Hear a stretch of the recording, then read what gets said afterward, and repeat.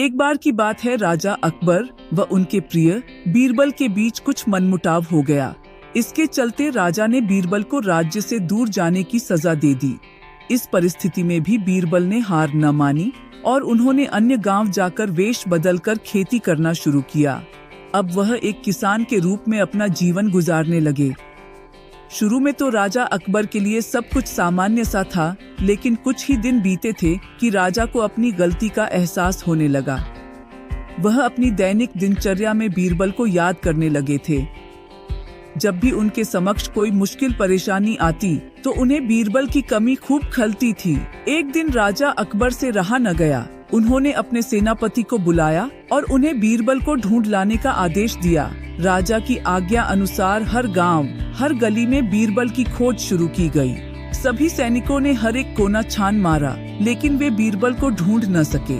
राजा को जब इस बात की जानकारी मिली तो वे बड़े निराश हुए। अब बीरबल से मिलने की उनकी बेचैनी और बढ़ने लगी थी। अचानक राजा के मन में एक उपाय आया। उन्होंने आदेश दिया कि सभी गांव के मुखिया को संदेश भेजा जाए कि उन सभी को एक बर्तन के अंदर बुद्धि डालकर राजा को भेजना होगा। जो भी इस आदेश को पूरा नहीं करेगा, उसे इसके बदले एक बर्तन में हीरे जवाहरात भरकर राजा को भेजना पड़ेगा।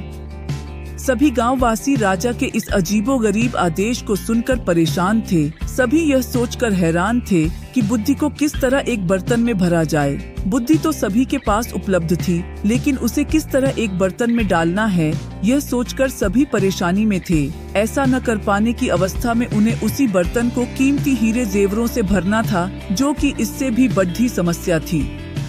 वहीं जिस गांव में बीरबल एक सामान्य किसान का वेश बनाकर रह रहे थे, वहां भी राजा का यह आदेश चर्चा का विषय बना हुआ था। गांव के सभी बड़े बुजुर्ग निराश होकर बैठे हुए थे कि वहां बीरबल आए और उन्होंने कहा कि वह इस समस्या का समाधान निकाल सकते हैं। पहले तो किसी को भी इस बात का यकीन नहीं हुआ, लेकिन उनके पास बीरबल पर विश्वास करने के अलावा और कोई रास्ता नहीं था। इसलिए इस काम की बागडोर बीरबल को सौंपी गई। उस वक्त गांव में तरबूज की फसल उगाने का समय था। बीरबल ने तरबूज के पौधे की एक बेल को एक बर्तन में डाला। धीरे धीरे उस बेल में तरबूज का फल लगने लगा और समय के साथ ही तरबूज ने बर्तन का आकार ले लिया।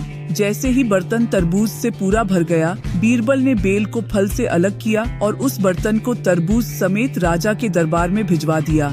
साथ में यह संदेश भी भेज कि उस बर्तन के अंदर बुद्धि भरी है और राजा को बर्तन को बिना तोड़े ही बुद्धि को निकालना होगा। जैसे ही राजा ने तरबूज से भरा हुआ बर्तन देखा व उसे निकालने की शर्त सुनी, तो उन्हें यकीन हो गया कि ऐसा विचार केवल बीरबल का ही हो सकता है। उन्होंने जल्दी से अपना घोड़ा मंगवाया और बीरबल को अपने साथ वापस लाने के लिए गांव की ओर चल दिए। कहानी से सीख। इस कहानी से हमें यह शिक्षा मिलती है कि हर मुश्किल सवाल का कोई न कोई जवाब जरूर होता है। हमें केवल थोड़ा हटकर सोचने की जरूरत होती है।